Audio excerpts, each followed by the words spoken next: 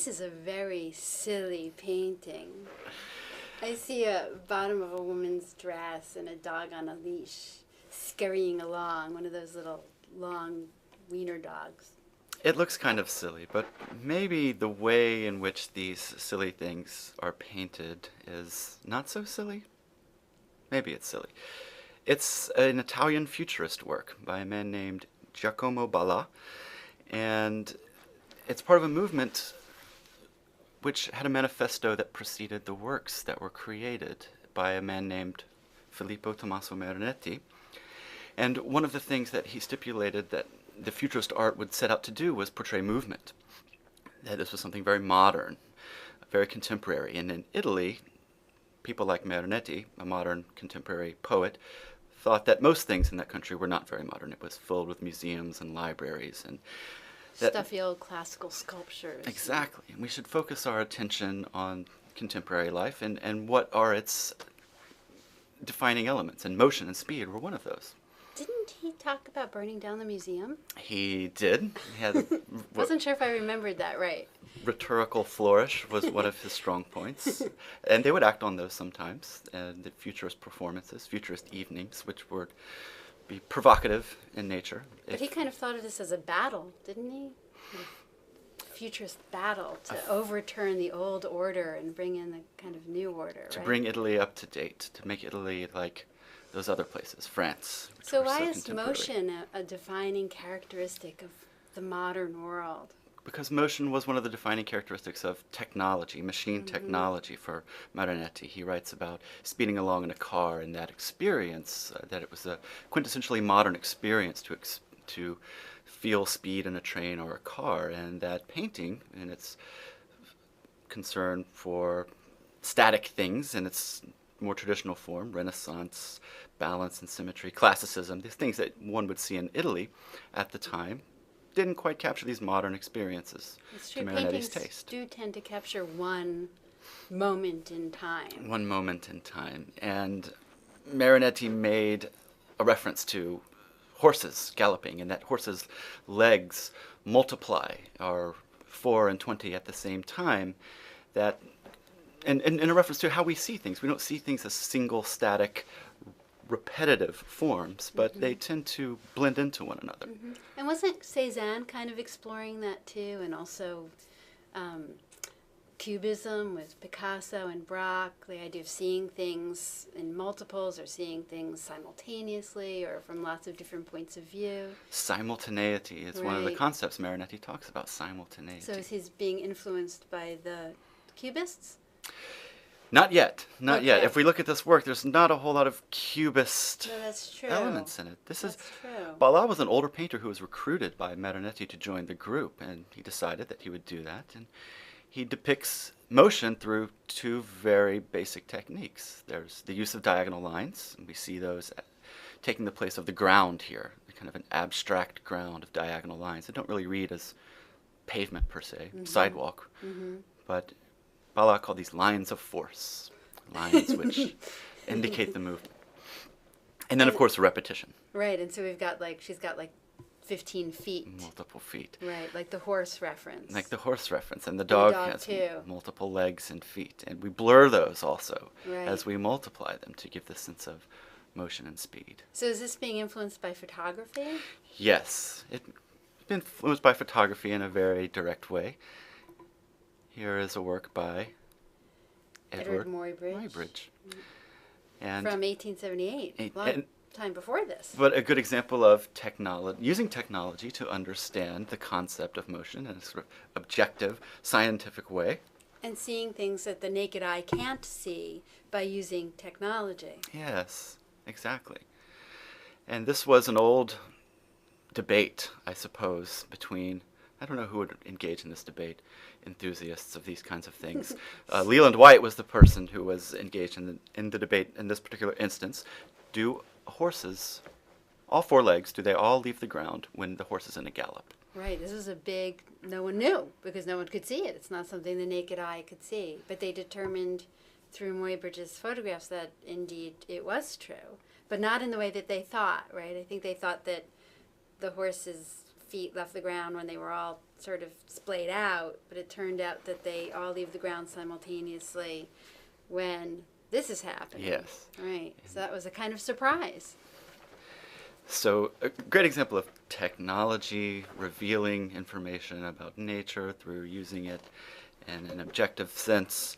Marinetti would wanted to bring this kind of machine technology into art. But if we go back to Bala, this is kind of a strange subject, I suppose, for modern It's life. true. It's what's modern about this? I guess we assume that we're out on the city streets since I we're guess walking the so. dog. But other than that, Not a terribly modern. It's not like machinery or No. a factory or a car or a train or anything like that. taking the dog for a walk. Charming, I suppose, but it doesn't seem like it lives up to Marinetti's call for No. an avant-garde art that comes out of Italy that is working with and through machine technology. But there are other later futurist paintings that do kind of take that on, right? Like this one. This work by Severini. And as you said, other artists and other art movements were dealing with these concepts of simultaneity and differing perspectives. And Severini had been in Paris and had been visiting people like Picasso and Braque and assimilating these Cubist techniques into his style. Cubism became this thing that everyone had to kind of grapple with, right? Picasso's, Cubism sort of changed the way everybody looked at what a painting could be.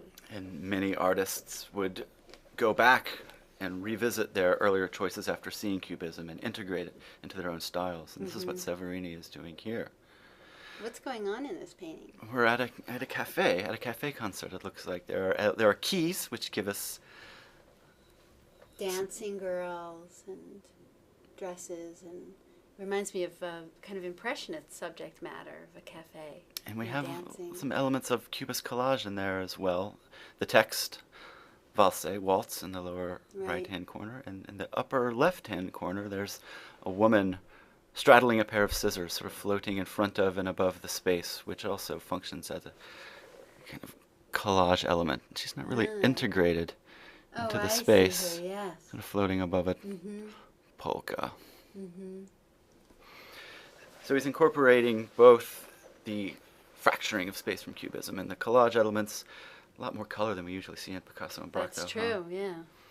That makes it a lot nicer to look at, I think. And we are supposed to see this woman as in the process of moving, dancing around, swirling around the hall, I would think.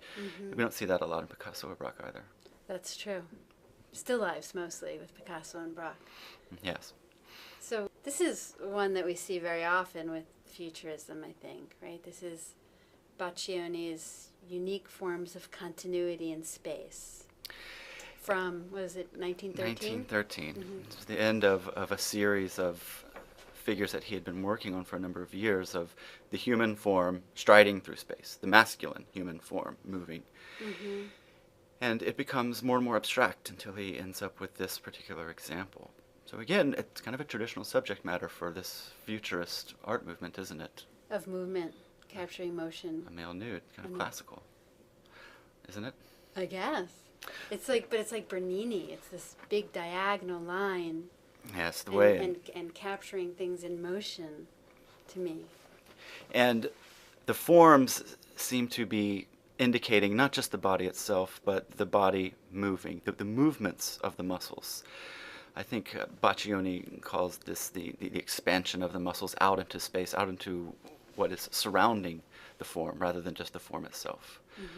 So the form is not Contained. Contained, exactly, but it expands outward. And there's something also very machine-like about the human form here. Particularly those angular forms in the head, I think. And there's something kind of frightening about it, too. The forcefulness that it strides forward with, don't you think?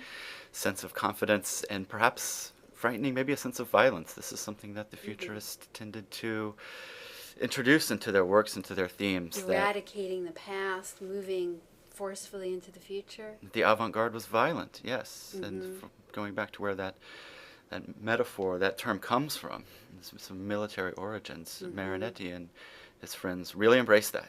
very much so. They were Mm-hmm. pro-war, very, very clearly. Called war the sole hygiene of the world. Mm. There are anecdotes about how they would wait outside of churches and pelt people with fruit, kind of a violent act to try to convince them that they were living in the past. And here we are on the eve of the First World War here with this image in 1913, right? Yes. And so this terrible destruction that's going to happen and millions of people who die and terrible, terrible suffering and the terrible cost of war is not yet real in a way. Baccioni would be striding into that similar, ideally, I suppose, in his mind to this figure, and he wouldn't come out of the other end. He dies in that war, and Marinetti also signs up readily. Mm-hmm. Who else? Russolo is another futurist painter who Mm-hmm. is injured in the war. The futurist architect, Sant'Elia, dies in the war. Mm-hmm. So things There's so change many after people. this actual material experience of war. Yeah, but After thinking the- that the war would cleanse and bring about a new kind of future at this point, right? Yeah, pretty Or strangely did they learn optimistic their at this lesson? point.